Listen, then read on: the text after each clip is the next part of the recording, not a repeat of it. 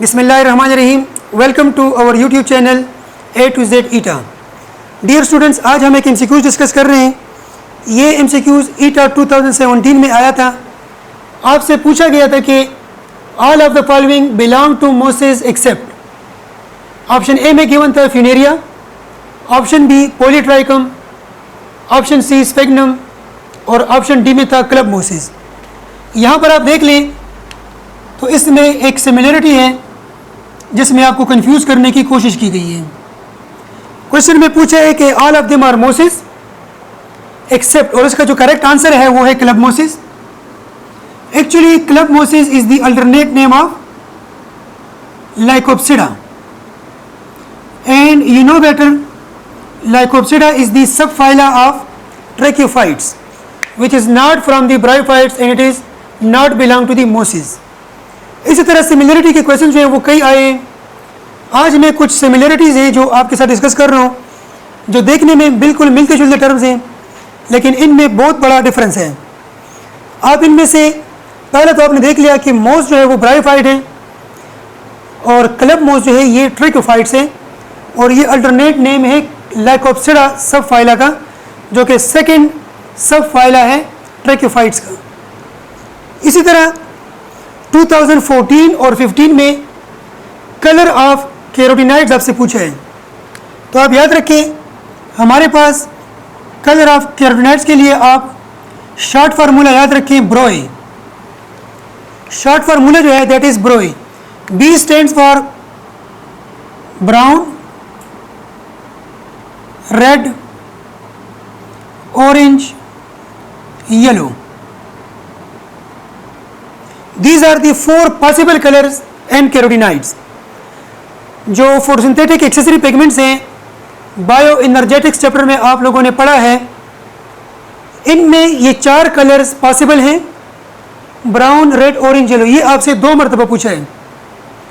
B को उन्होंने brown और ब्लू दोनों के यूज़ किया, तो आप बी आर को याद रखिए that is for brown, R again for red, O for orange and yellow for Y for yellow।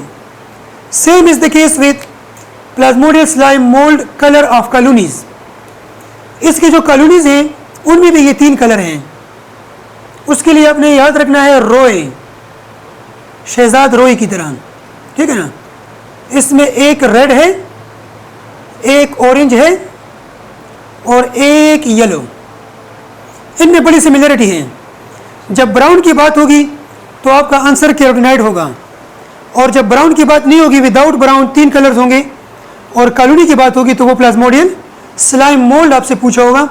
2014-15 का पेपर उठा ले, उसमें ये आपसे पूछा है, और स्टूडेंट्स जो है उनमें उन्होंने मिस्टेक की है। सिमिलरली हमारे पास एक स्पायरिकल टर्म है और एक स्पेक्यूल है।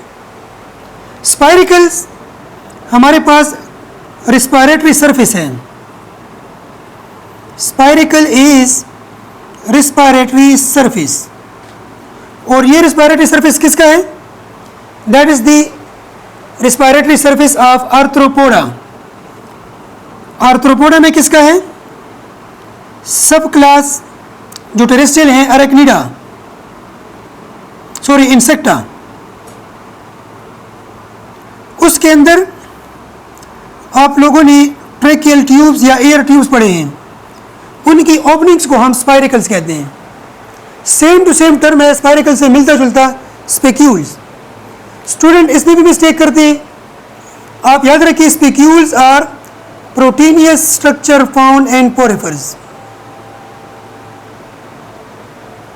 Protein found in phylum porifera, और इनका रिस्पायरेशन के साथ कोई लिंक नहीं है।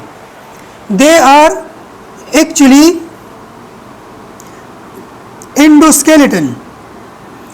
एंडोस्केलेटन में आप लोगों ने पढ़ा है कि पोरिफर्स में हमें 2 टाइप के एंडोस्केलेटन मिलते हैं, एक स्पेक्यूल फॉर्म में और एक स्पॉन्जीन। स्पेक्यूल एंड स्पॉन्जीन। माइकोस्पॉन्जेटा ग्रुप है जिसमें आपको कोई भी नहीं मिलेगा।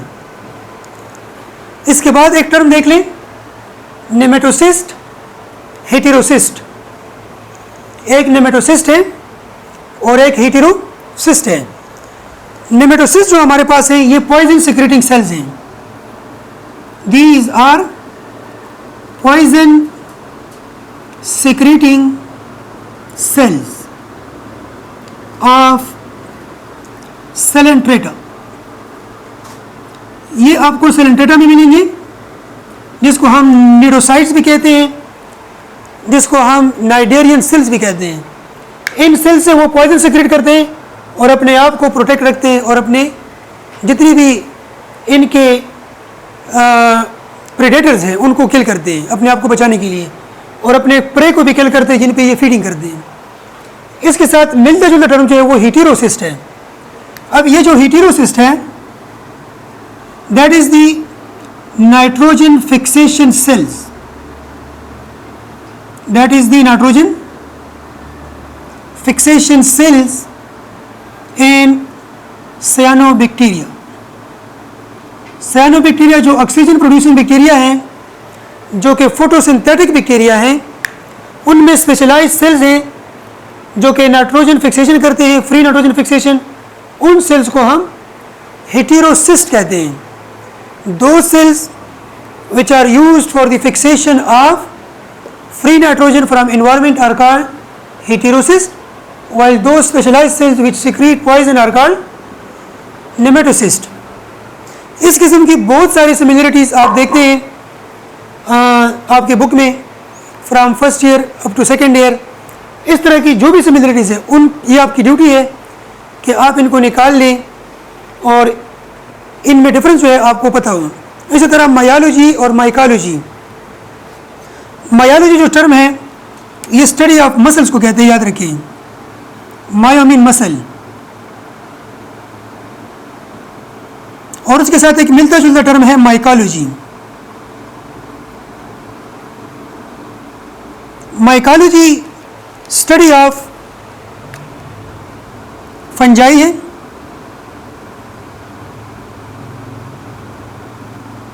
और अगर आप देख लें तो मायोलॉजी जो है ये हमारे पास स्टडी ऑफ मसल्स है। इस किस्म के सिमिलर टर्म्स आपको जहाँ भी मिले आप इनको एक अलग पेज में लिखें, अपने साथ एक लिस्ट बनाएं जिसमें इस किस्म की सिमिलरिटी जो है वो ना है। टेटेनस टेटेनी डिजीज़ हैं, आप न्यूज़पेपर देख लें 3-4 मरतबा, ये एमसीक्यूज़ में आपसे पूछे हैं, क्योंकि आप टेटेनी और टेटेनस में डिफ्रेंशिएट नहीं कर सकते, आप क्रैम्प और टेटेनस में डिफ्रेंशिएट नहीं कर सकते।